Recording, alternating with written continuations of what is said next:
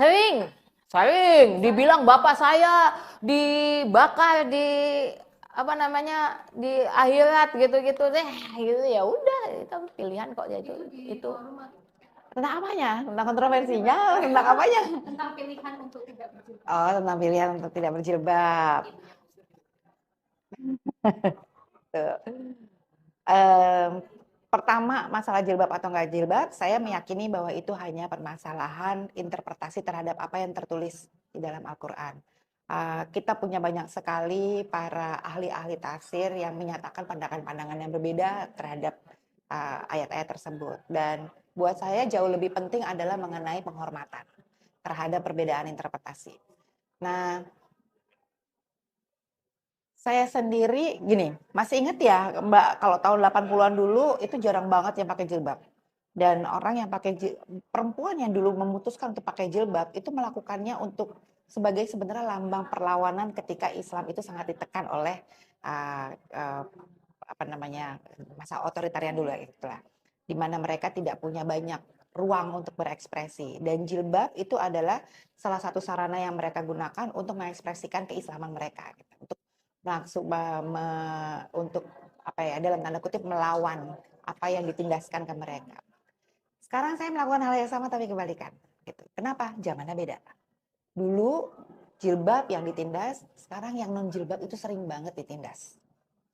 Orang-orang yang tidak berjilbab itu dianggap sebagai less Muslim, gitu ya, Muslim yang lebih rendah, dipandang sinis, dipandang rendah, dianggap tidak beriman, dianggap tidak mau mengikuti aturan agama, dan kemudian dengan menggunakan interpretasi-interpretasi tertentu dipaksakan kepada orang-orang ini.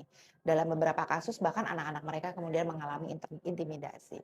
Jadi saya memutuskan untuk tetap tidak berjilbab ini sebagai bagian dari perlawanan untuk memperlihatkan bahwa Islam itu sangat beragam.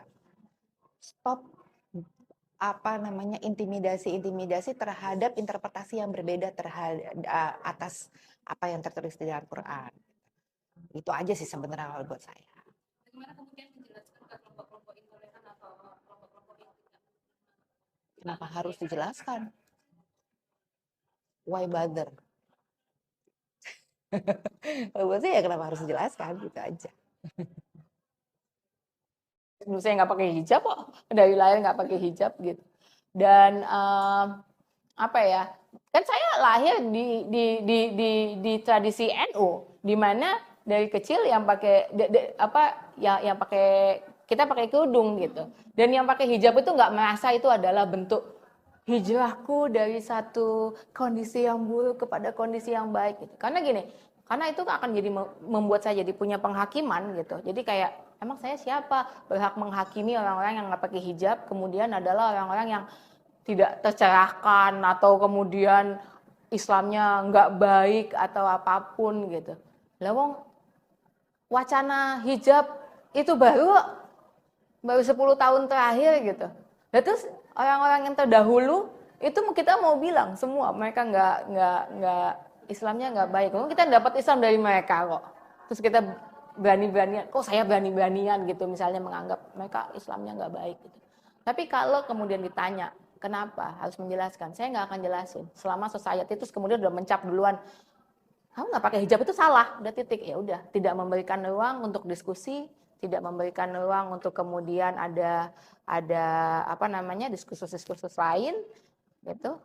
Ya sudah, saya menolak untuk, bukan menolak, saya menjauhi. Udahlah, saya nggak, no debat, kayak siapa gitu yang suka bilang no debat.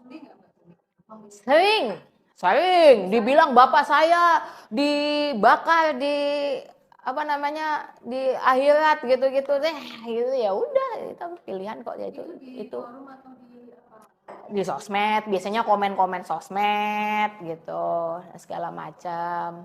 Dibilang kafir enggak?